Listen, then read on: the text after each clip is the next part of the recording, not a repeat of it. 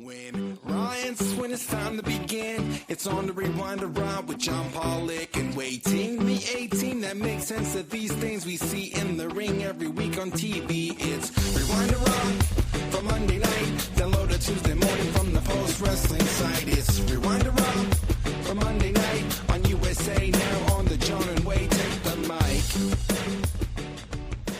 Yes, it is John Pollock and Wai Ting Monday night. Our Toronto Blue Jays are now 3-1, but don't fret, folks. We had to get that one loss out of the way. It's going to be smooth sailing from now until October.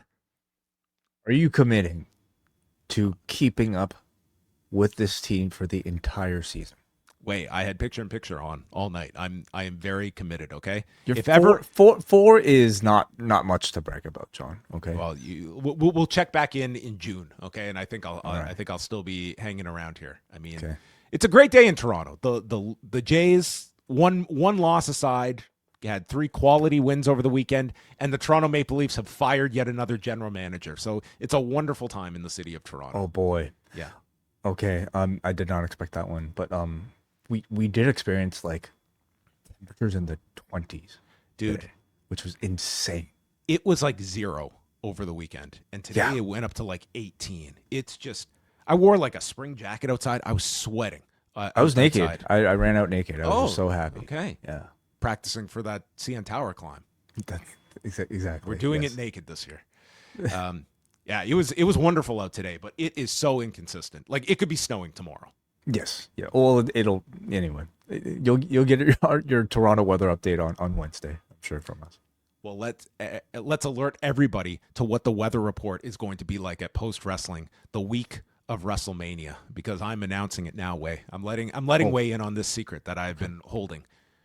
WrestleMania week, we have decided. You know, last year Wai was gone for WrestleMania week, and I had to kind of figure out how are we going to do this with when we're tingless. But this year we have Wai on board, and I've decided I'm going to make up for next year. I'm going to work this guy till to the bone this week of WrestleMania, and we have decided that beginning Monday, April the 13th, all the way through WrestleMania Sunday, we're going live every single day.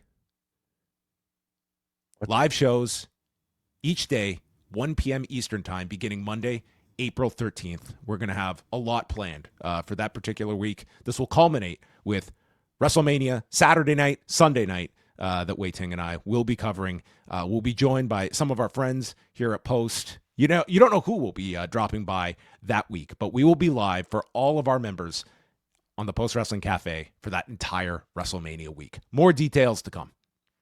Yeah, it is our World Series. You know, we put in certainly extra effort, and I think our families put in extra effort because they're not going to be able to see much of us that particular week. I know a lot of the shows take place typically from Thursday to Sunday, but we will have coverage in bonus shows starting from the Monday. So we're treating this like an actual week, not just a WrestleMania weekend. But once the weekend comes around, we're going to be trying to cover really a whole lot. We're not going there, but we could actually do more coverage this way. So sign up to the Post Wrestling Cafe for the month of April, where we are going to be offering 50% off for all new members. So if you ever wanted to sample or jump back in, now is actually the perfect time, because this is one of our busiest times of the entire year.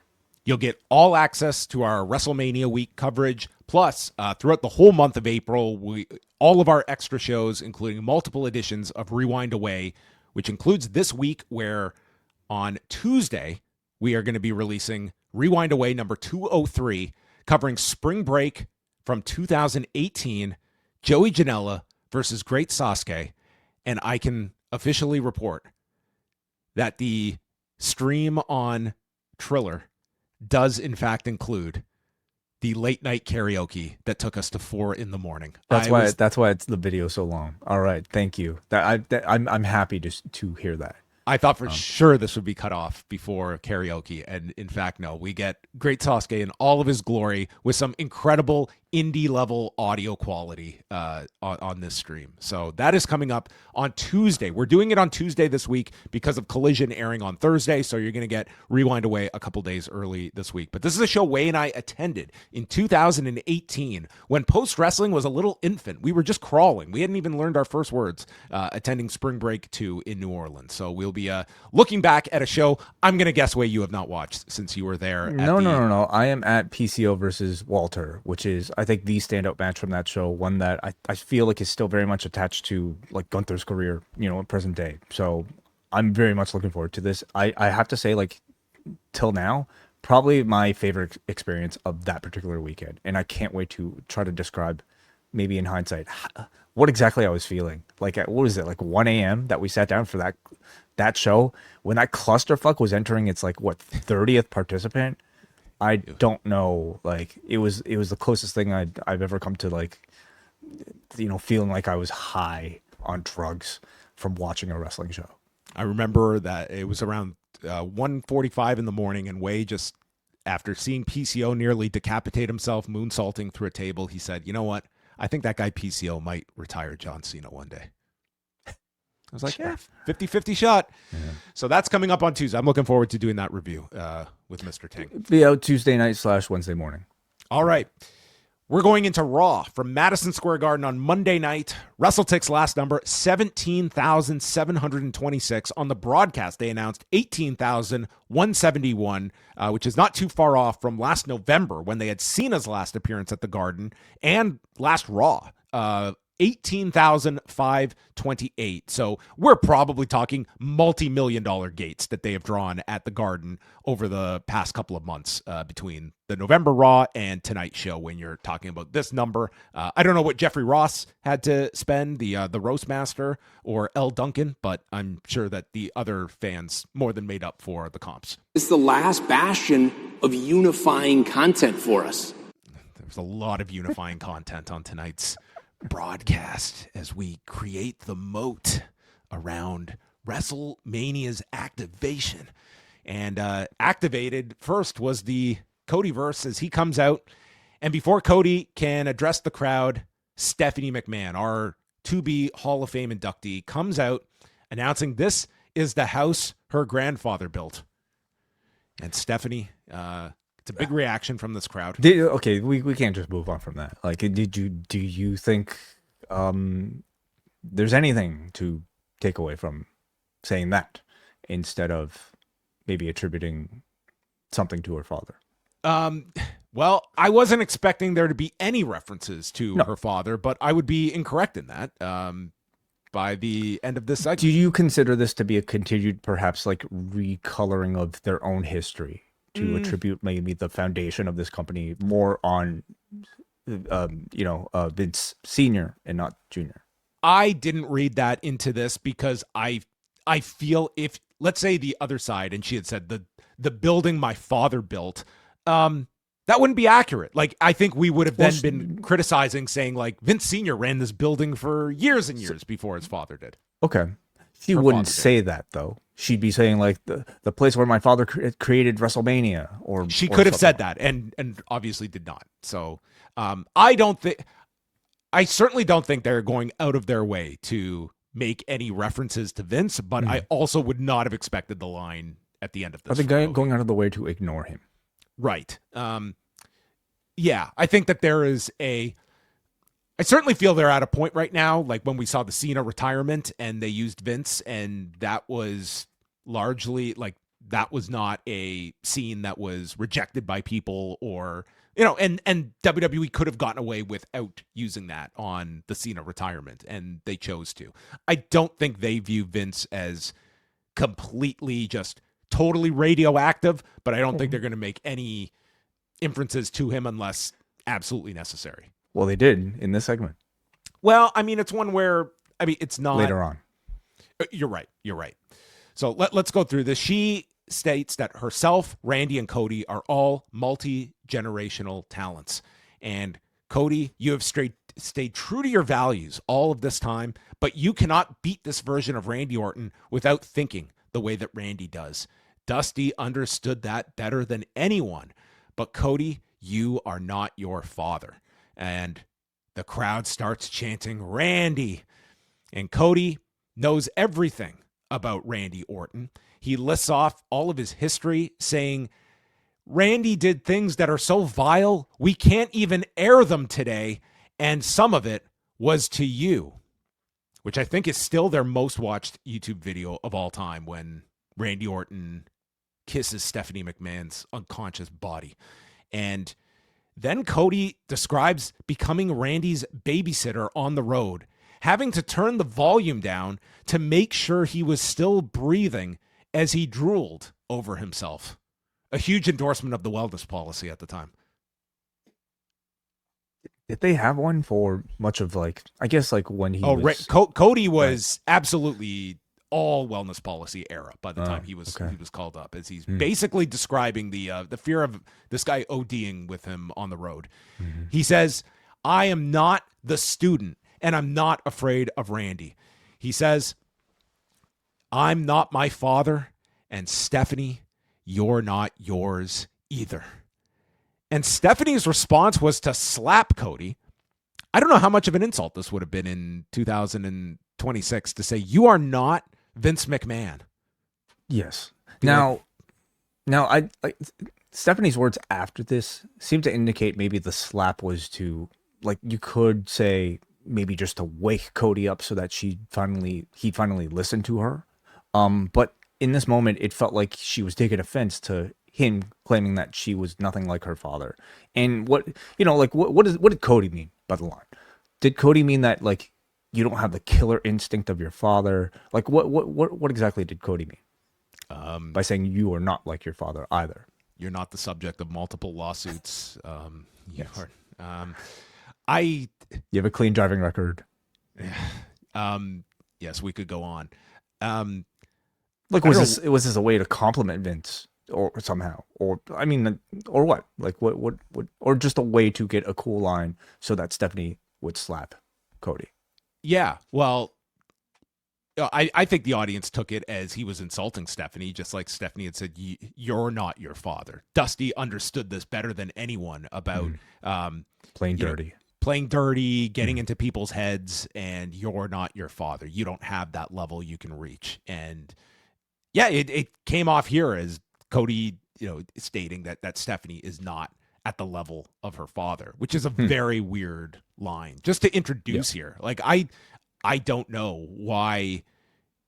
Like, I feel this promo would have been identical without it, but they clearly set this up with each commenting you're not your father. Like, this was 100% by design for this big, like Vinceism at the end. They needed a way to drive the tension big enough so that Stephanie would deliver her signature slap to Cody. I feel like that was probably most of the justification for the line. But I mean, again, because Vince is such a hot button topic, I guess, what are we supposed to take from it? Maybe he can say, you know what? I'm not the student anymore, but I know plenty about education. Unlike you, Stephanie, because you're not your mother. That would have worked. Yeah. Oh, much better. So why don't we go cook up some steak and pour some A1, and we'll chat about your mother's role as a department. I guess I was going to say, how much does her mother know about education? Yes. So after the slap, Stephanie responds. Stephanie was very good with her delivery here, stating that she is here because she cares about Cody. Orton doesn't just listen to the voices in his head. He beckons them and loves what they're telling him. And he's listening to someone else as well, which is the reference to the phone calls that he is receiving. So Cody. So hold on. So you are of the belief that Stephanie is that person? I think it's an option that's introduced now, that this is Stephanie is working with Randy. I think it's at least a plausible option here that you have. And of the available people you have, I mean, how many people do you have that you can reveal that are going to be of some substance? Because I am not banking on it being Dwayne Johnson coming back for some Randy Orton mentorship. Stephanie would be on that list. Is Stephanie mentoring Randy Orton better or as good even? you could certainly make the story of one of Randy's biggest rivals, and he's getting the advice from his Paul Levesque's wife. Like, and there's a bigger story that you could do there if you're looking at ever bringing Stephanie into a role within the company, which it certainly seems that it's at least a possibility at some point. Like, I don't think this is the last we're going to see of Stephanie. It seems like this was to introduce her just for some type of role. Yeah. I guess so. I think it would be an interesting way to like see the story unfold. I just wonder if it would be disappointing for some people, and I also wonder if like doing the reveal this way, getting people talking about it, would take the bite out of the actual reveal if she is supposed to be the person. Well, Cody grabs her by the arm and then says, "Stephanie, I've got 2 words for you. Thank you." And with that, Cody leaves, and Stephanie has this diabolical smirk on her face as Cody exits. Okay, so you're really thinking Stephanie is the person. I'm just saying, like, that was very clear here. This look on her face, like she had accomplished something. So interesting. I certainly took that as the seed being planted here of something with Stephanie. And I'm not saying that with any idea of like where this payoff is with the phone call and where this all goes, but I think the idea of Stephanie being further involved is certainly possible. Now, what would Stephanie? Let's play this out. What would Stephanie's motivation be? Why would she have any incentive to want to see either person win? Why would she care to have Orton win? I think you know it even needs to be. Listen, I thought it was a great segment. I personally really enjoyed it. I thought like Stephanie, you know, her appearing in an in storyline segment felt significant because I feel like it had been so long. I thought she performed her lines well. I think, because she's a career heel, her being the one to tell Cody, you need to step it up, you need to play dirtier, I think works, you know, because she's an expert at it. But I do think like the motivation for why she cares about Cody, you know, doing well was kind of missing a little bit, and it'd be missing from either end, which of course they could find a reason for. I guess it's a little bit vague at the moment. Yeah, I mean, you could get around it in many different ways. Like this is, you know, you establish this connection with Randy, and it's just simply like this throws Cody off of his game. Like we're basically kind of redoing this match from last year with Cena, where it was like, is Cody going to go to this darker place against John Cena? That's kind of the same thing here that they're playing with Cody, of like this inevitable turn that they keep introducing with Cody. Yeah, it's Cody, are you going to give me your soul, but in a different way? Does he stare at his hands at some point during WrestleMania? Do we get a hand stare? I think he will grab the championship belt. Referee will be down, and he will look and wonder, should I? Would my father have done this? Maybe we could get some AI, and he looks into the title, and he sees his A1? father. We get some A1 technology, and there's Dusty speaking to him from the championship belt. You think we're far from that? We're not. We're going to get a whole, like, if another COVID strikes, we're getting a whole AI-generated WrestleMania. I bet. Let me tell you about this guy, Mark Shapiro. Oh, my God. He talks about activations. I don't have Dusty in me. I think I've exhausted Dusty. I'm done. Adam Pearce is backstage with IYO SKY, and Danhausen appears, and IYO SKY has had a disastrous week because of the curse, and he is being sent out. He also has a front row seat for the street fight. LA Knight shows up. He's going to be on commentary, and meanwhile, we had Kofi and Javon Evans speaking in the background, where maybe Javon was telling him, yeah, man, I've got a match now for Mania, so I definitely don't need the New Day at this point. I'm good. Who are you wrestling, Kofi? He might find himself in this ladder match. Kofi? Maybe. Maybe. The Usos take on Logan Paul and Austin Theory. Street fight. And there's no Paul Heyman out. Jay hits a dive early on. We come back from break. We've got all the weapons. Vision use trash cans, but then they run into one another, and they place the trash can over each man's head and attack it with chairs and kendo sticks. And then there's a superplex to Theory. He goes through a table with the Usos, and Logan Paul's mother. Are we keeping count of how many comps there were on this show? Logan Paul's mother scored a front row seat and hands Logan brass knuckles. And with that, LA Knight jumps up from the desk, comes over, and Logan Paul yanks ISHO Speed over the turnbuckle, and as LA Knight is getting involved, ISHO Speed mistakenly clocks LA Knight with the brass knucks, and he plays it up as a mistake, and he's regretting what he did. Jimmy ducks the brass knucks, super kicks Logan, and then there's a super kick to Theory, a spear by Jay, and then Logan cracks Jimmy with the brass knuckles. He goes down in the ring. Jay leaps off the apron, but that leaves Austin Theory to roll on top of the unconscious Jimmy and pins him in 8 minutes and 47 seconds, giving us new tag champions, and ISHO Speed pose with the Vision as Logan Paul tells ISHO Speed to stick with them. And I think this is our probably last match to add to the WrestleMania card. Which is what? What's the match? I think it's the Usos and Knight against Logan, Theory, and ISHO Speed. So ISHO Speed in a wrestling match? I think so. Yeah. I mean, if the idea is to get there, it's certainly unexpected. When we think about the Vision, we think about maybe how much airtime they've taken, and maybe just even the tone of the group itself being, I would say, they were trying to portray him as the most dominant group on Raw itself, and to suddenly involve the streamer, like the Twitch, I don't know if he's on Twitch or YouTube, but like the sort of comedy guy, involved as part of the Vision, it's certainly unexpected.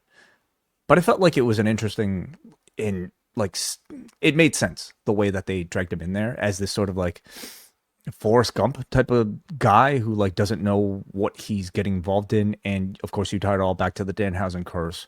I felt like this was all effective in at least telling ISHO Speed's story as a guy who just somehow found himself in this situation unwillingly and now is stuck in this situation. Yeah, I mean, it's something to do. I do see a lot of value in having someone like an ISHO Speed, and I think that they thought that last year's Rumble went off really well with him, and I think they are just looking for some type of pseudo celebrity involvement, and ISHO Speed crosses that threshold for them, and it's something to get. Again, it's getting people on the card. I think if they, LA Knight sort of felt like odd man out here, and this is just a way to get him on the card, and they needed a third person, and this seems to be the third person they're going with. Yeah, I mean, of course, this is a company that loves its celebrity interactions, and I'm sure there's going to be a way that they'll measure this on social media reach. Would you consider this as maybe one of the likely candidates for the ESPN portion of the show? Yeah, that's possible. They could do this on ESPN. There's a few options of what you could do. Yeah, and I wonder if Danhausen might find some attachment to all you this. could put Danhausen in here because it certainly doesn't feel like, if Kit Wilson's going to be on the show, it's going to be a non-wrestling role. But you could see something on the show with Danhausen, I imagine. Maybe he'll come out he gets to announce that next year we're in Arabia Saudi. If they don't want the announcement booed, I feel like your best bet might be by giving it with Danhausen. Yeah, maybe he can go out there and make that announcement. Liv Morgan comes out and tells Vaquer, "You're done for, bitch, because you attacked Daddy Dom, my family." And says, "Vaquer, you don't have any family here," and asks if she's scared to confront her one-on-one, and says, "This is where I come from, and where I come from, it's on site." And then Liv Morgan broke out some Spanish. I'm not going to try it here, but called her mother trash. And this prompts Stephanie. Tu madre es basura. Yeah, this sounded worse than when I translated it. I was like, oh, you know what? It was a good delivery by Liv. It was great. Excellent. Vaquer comes out. They just fight. She drops Liv with a kick and gets a chair, but gets jumped by the returning Roxanne Perez, who is back, and Liv hits an oblivion onto the chair, holding up the belt as Liv gets the advantage in yet another segment between these two. So what was up with Roxanne Perez? She had, I think it was a mass removed of some sort. She had to have it was a small operation, but she's been off, I believe, since the Rumble. Do you see a match for her at WrestleMania? I don't. Her and Raquel, I can't see them forcing them into that tag match. I kind of... Why not? I guess you could, but then why not do the more angle the tonight? merrier. Five teams. Come on. I Six don't teams. 7 teams. 8 teams. Listen, I think Raquel has worked really hard. Like I feel she deserves a spot on the show. I just don't know where it is. I guess that would be your best bet. But this is like one of the few shows where you had all the women here under one roof. That I feel I would have done the angle on this show if that's where they were going toward. I could certainly see them both getting involved in this match. Like they'll have a place on the card, just maybe not a match. Yeah. Obviously, as a heel, having the rest of Judgment Day next to Liv plus Dawn, like just stacks the odds against the babyface, which is very sensible. I do wonder if not for this operation, if Roxanne would have had a more dedicated story for WrestleMania season. Like this really is unfortunate timing to be out for so long. I would think her and Raquel probably would have been in that tag match. You would think. Maybe. Yeah. Vicair's just laid out, and then we go to the Vision backstage, and ISHO Speed says he didn't mean to get involved, and Logan says, "You now have enemies, just like I do, so stick with us."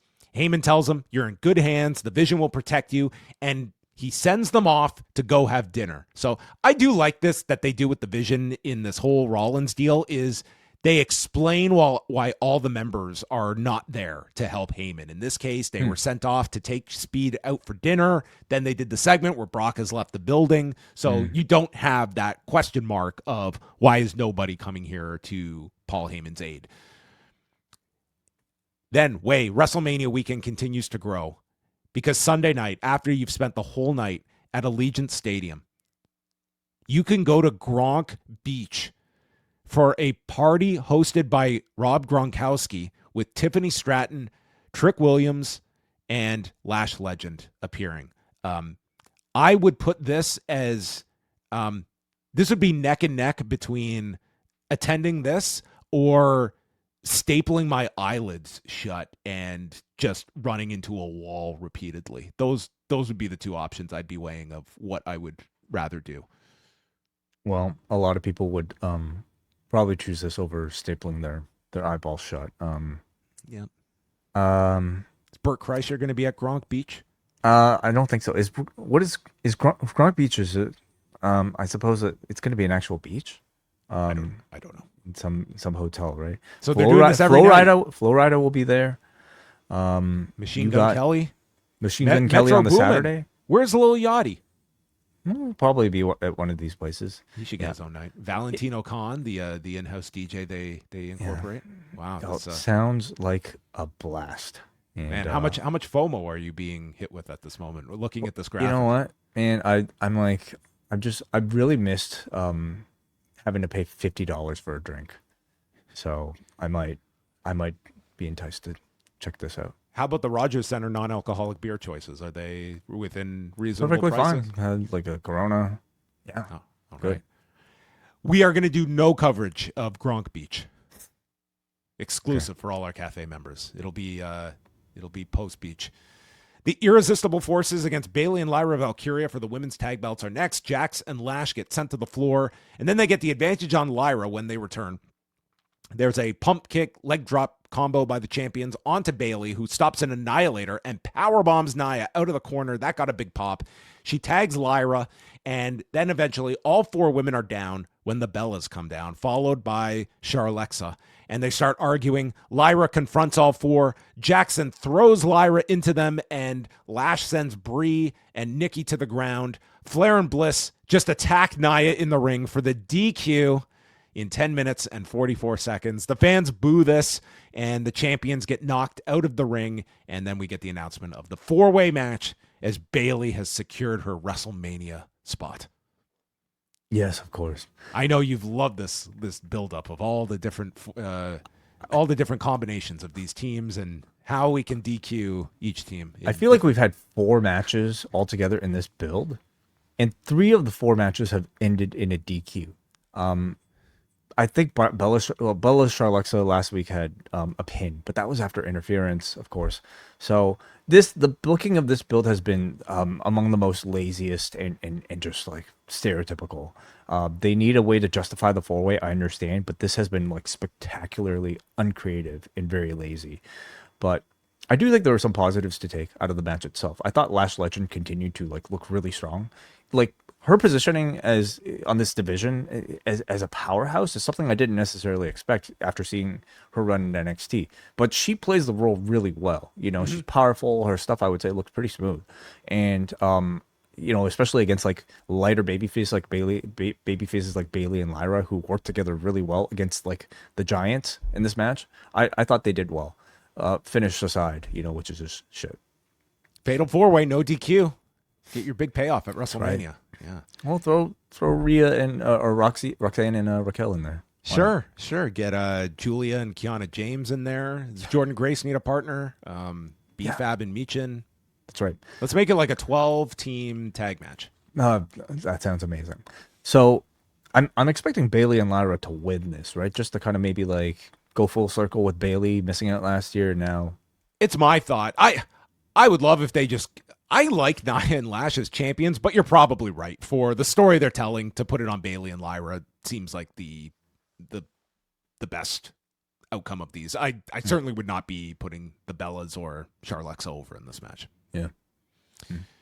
Danhausen announces Saturday night's main event for the Garden on July 18th, and Brock comes out in his gear with Paul Heyman. Heyman was on this show a lot. Lesnar is caught off guard. He explains that Lesnar was caught off guard by Oba Femi 2 weeks ago, being distracted by Rollins. And last week, Brock wasn't dressed to fight. He just wanted to have a conversation. But tonight, he is dressed to fight. And then Heyman goes on about men pissing themselves when they have to face Brock. This went on way too long. And then Lesnar demands Oba Femi come out. So Pierce sends security down because he has to preserve this match for WrestleMania, asking them to leave the ring, and the lights go out. Oba Femi comes out to an enormous reception. He takes out security, including launching this poor dude into the air, and this guy came down like on his hip on the floor. It was just, this man perished. He circles around the ring, and then he enters. The whole crowd is chanting, "Holy shit," when all of a sudden... look at this. This doesn't even look like a real photo, dude. Look how high he got this guy. I bet you this security guard is going to have this like printed and framed. Oh my goodness. I mean, that's how you get a guy ready for the big show. Wow. And it is so chaotic. Who can hold these two monsters apart from each other? Hey, we can't do this here. Out comes Paul Levesque. He just came out of nowhere here, and he gets in between these two guys. And my God, these two towered over little Paul here. And he explains. He also had to have sworn like 5 times here because they had to censor him. And we know he loves to swear, don't we? He was probably working out their match here in the ring. We just didn't get to hear it. Fucking Oba, fade to fucking black. Fuck around, find out. Fuck around. Jacob Fatu fucks around. Everyone, WrestleMania. Fuck around in WrestleMania. That's our new tagline. Okay, fuck around and buy some goddamn tickets for Shapiro's sake. And Brock, just for the hell of it, gives this guy, the security guy, an F5 on the floor.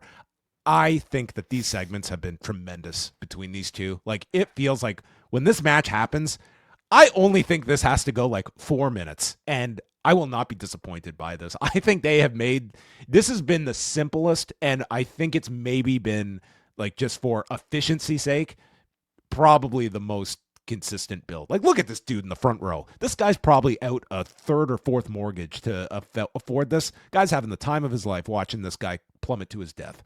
They're distilling the program between these two to, I think, its most base level, and it's just the fact that they're both really big, and you want to see them, face each other. No, like, I don't know, car crashes, or like, I don't know, and even like promos, honestly, to like, help build this up.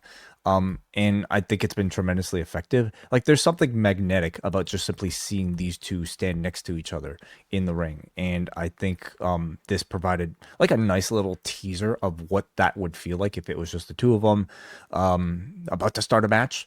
And so, having Levesque come out, I mean, I suppose it just adds like a layer of maybe surprise or realism. It didn't hurt. Yeah, very good segment, I thought. Finn Balor video. He explains how Judgment Day was his family. They ran Raw for 4 years, and he did things he was not proud of. He made some bad decisions. One was thinking he could make a man out of Dominic. He turned to Balor when he was lost. And boy, the shots of Dominic Mysterio in 2022, the man has come a long way. He lost the IC title because he's a self-entitled jackass, but I helped create that jackass. I created Dom. Now I'm responsible for destroying him at WrestleMania. Yeah. Yeah, decent little video. Keeps the momentum going for a little bit. 2 more weeks, I expect something in person next week. Will they be under one roof one of these weeks? Probably both of the weeks. They will be. Under multiple roofs across state lines. Penta and Kofi Kingston for the Intercontinental title. They really promoted Penta's match April the 11th with El Hijo del Vikingo. They made multiple mentions of it for Mexico City. It was like the hardest they've pushed a AAA match since they've gotten in business with them.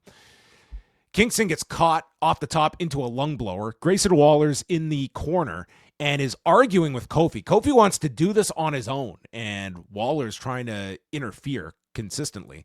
And then Kofi leaps over the top, turning into a trust fall, and is caught and dropped on the desk. And Waller leans over, telling Kofi, I guess you did need me. And while he's hunched over, Penta leaps and hits a Mexican destroyer to Waller on the floor.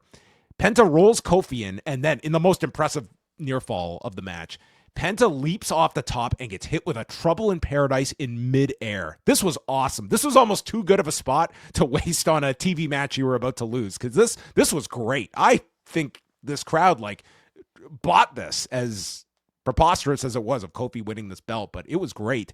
And Kofi tries for a superplex. It's stopped, and he loses to the Mexican Destroyer in 9:58. But really good ending to this match that the two had. Yeah, certainly. I thought the match was all right, and I didn't really find it all that engaging until the shenanigans. But I mean, a lot of that might be influenced by what this crowd was reacting to. I mean, this was a show, and maybe this was a crowd that I don't know if they were that loud for the actual wrestling itself until things like run-ins started to happen, because that's kind of how WWE conditions you to watch wrestling. Nothing matters until the shenanigans, until the person runs in or somebody does the distraction. And the way the show plays out, it kind of confirms that. So I don't know how reactive most of the crowd were to the body of the match itself, but once they did all that other stuff, they saved the big spot for that final moment and certainly looked great. So Jackie interviews Penta and asks, what are you doing at WrestleMania? And Penta says, I spoke to Adam Pearce, and he is going to have a ladder match. And they would reveal the field later on. We got the announcement of the witness protection program of qualifiers that have apparently been going on Main Event every week. What? Really? That's what they explained here. Michael Cole said that there have been qualifiers taking place on Main Event every Thursday online. That's, of course, okay, fine. So they must have just looked at the Main Event results and said, yeah, they've all won their matches on Main Event. Okay. So there we go. We have got Penta defending against Dragon Lee, Javon Evans, Rusev, and JD McDonough. They stated this is the field so far. Mm-hmm. I'm expecting 6 in this match. We will see whatever number they settle on, but certainly this is a match that if you want to get somebody on the card, this is a match you can put them in. Of course. But they didn't give a number of how many will end up in this. But I mean 15. I mean, why stop it at any? Why don't we go 3 digits? Let's just get everybody on Mania from all brands, all levels, TNA. Let's just get them all in. No, this should be. It's great. It's great. I mean, obviously they don't have much story here, but there's room for a match on the show that should just be purely promoted based on action. And you throw in this set of wrestlers along with the ladder stipulation, it has a chance to be one of the standouts on the show without necessarily needing to sacrifice any of your airtime to promote it. Oh, this should be excellent. This match. Pierce finds Heyman and says Brock has left the building. And throughout the night, Pierce has been asking Heyman, have you checked your email? And Heyman is not an email guy, it turns out. And he says, I don't do emails. I keep my ear to the ground, and tells Pierce, listen to what I have to say out there, as he proceeds toward the ring. Dominic came out. I think this was a Netflix break, basically just stating he'll be the last man standing at WrestleMania with Finn Balor. Really didn't have much to say. Heyman announces that Logan Paul and Austin Theory are your new tag team champions, channeling Howard Finkel. And he says, I tried to give you people Brock Lesnar versus Oba Femi tonight. But he runs down Adam Pearce, and Pearce comes out telling him about the email. Heyman refers to, it doesn't matter if I hack into emails or I'm on calls I'm not supposed to be on. Some great Paul Heyman legendary lore of incidents. And states, well, he is informed by Pearce that the Boston Police Department have dropped the charges against Seth Rollins. And Heyman tries to no-sell it. He says, yeah, I knew that.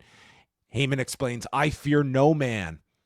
I'm the last manager standing from the 80s, and I'm the last promoter standing from the 90s, as we get our second Vince McMahon reference of the night. Yeah, I guess you're right. Mm-hmm.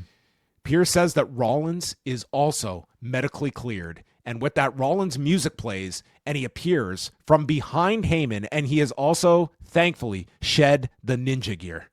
And the ninjas. And the ninjas. Is all of that just in the rearview mirror from now through Mania?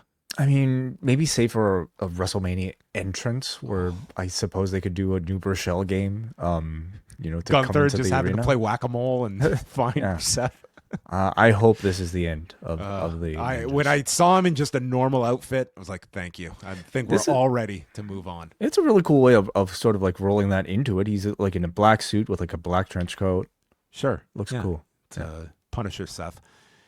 So Rollins shows up from behind, and he's got the chair and hits Heyman from behind in the back with the chair. A nice nod to the multiple attacks of Seth in the past.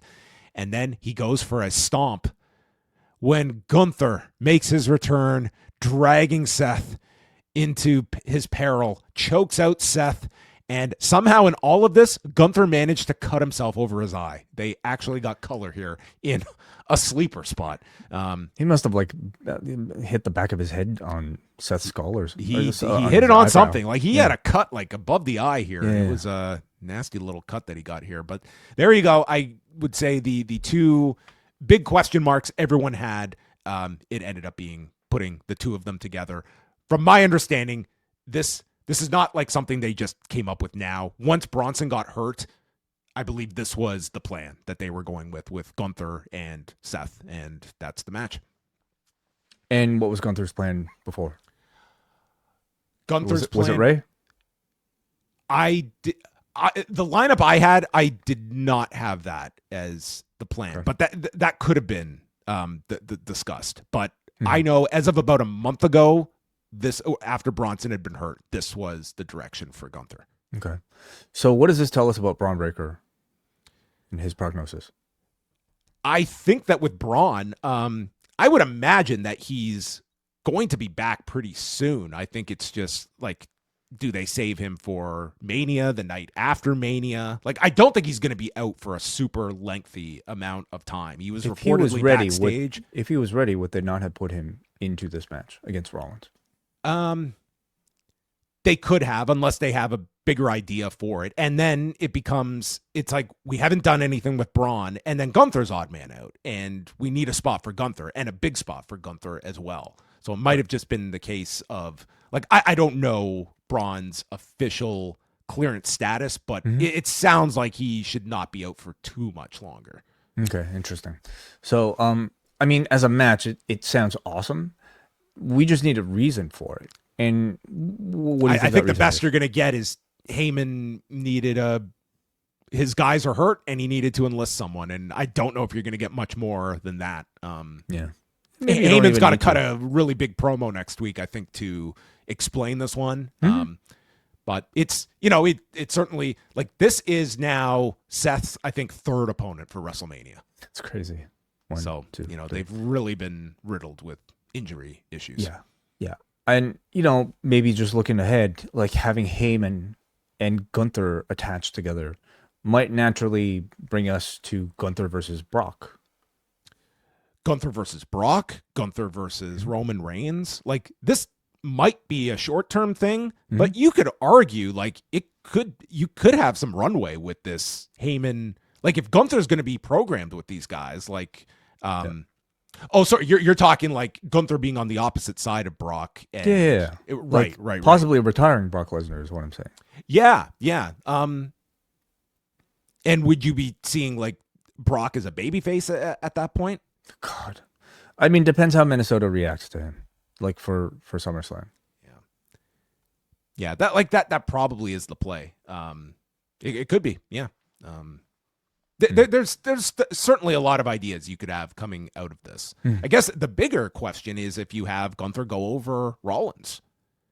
Like if you're building him up for all of this stuff, does it really, like the story kind of calls for a Rollins win, but I don't know if you want to be beating Gunther if there's bigger plans for Gunther. There are bigger plans for Rollins. His feud is with Braun. His feud is with Bronson, right? So I think he could lose en route to finally like beating those guys. If Breaker's healthy, you could also involve Breaker in the finish as well. True. That kind of, and then that detours Seth. And I would not want to be beating Gunther until it's like Seth is not the guy that should be beating this person. Like that should be, your next rung up.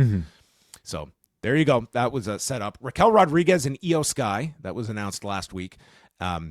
Sky hit multiple bullet train attacks, hit an Asai moonsault, and then the Kabuki Warriors come down, and Kairi is being pulled down by Asuka against her will.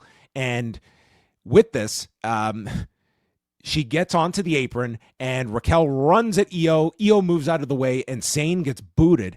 And then after IYO hits a tornado, she hits a bullet train attack onto Raquel as Asuka is grabbing Kairi, and IYO sees this injustice happening on the floor. So IYO decides to take matters into her own hands, and she goes for a dive.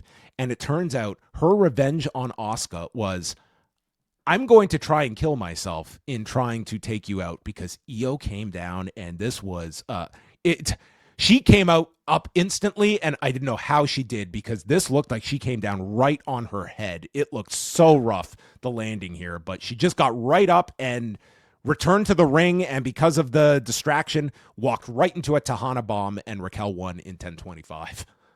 In storyline, it's because of the distraction. In storyline, it could also be because she landed on her head. I mean, that's a perfectly logical reason to lose the match, was because she just like killed herself on the floor here. So, I mean, I guess this is so it seems to pull IYO into the realm of Asuka and Kairi, or at least like confirming that might be their WrestleMania direction for this. I'm thinking IYO versus Asuka, and if that lands on the Mania card, that seems to be. I mean, they certainly shot this angle. Like that seems to be the only direction to go. I can't really see a tag coming out of this. So unless IShow Speed has another streamer that you could just put with IYO.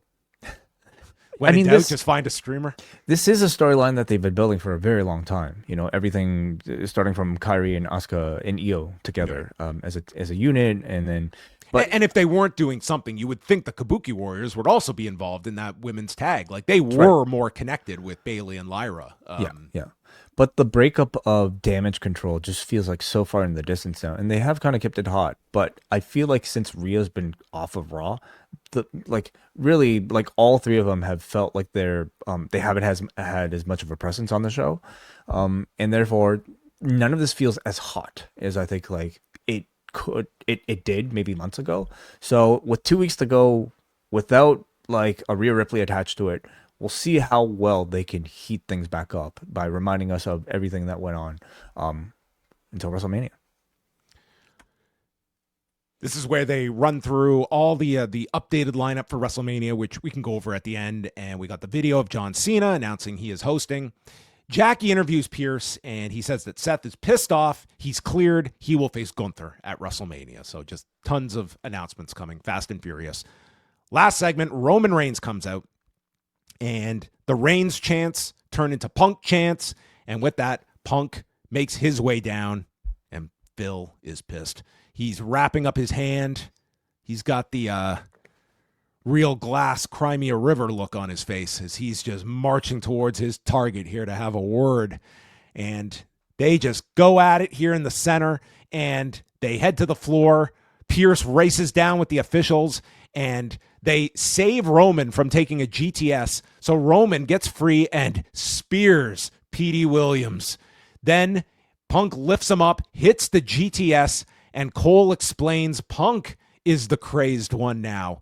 And Punk continues to strike, and then Punk just lifts this dude for a power bomb through the desk. So it's quite impressive that he got this man up so cleanly and put him through the desk, and then sits next to Roman and starts doing the Roman Reigns and Michael Cole, just being Michael Cole.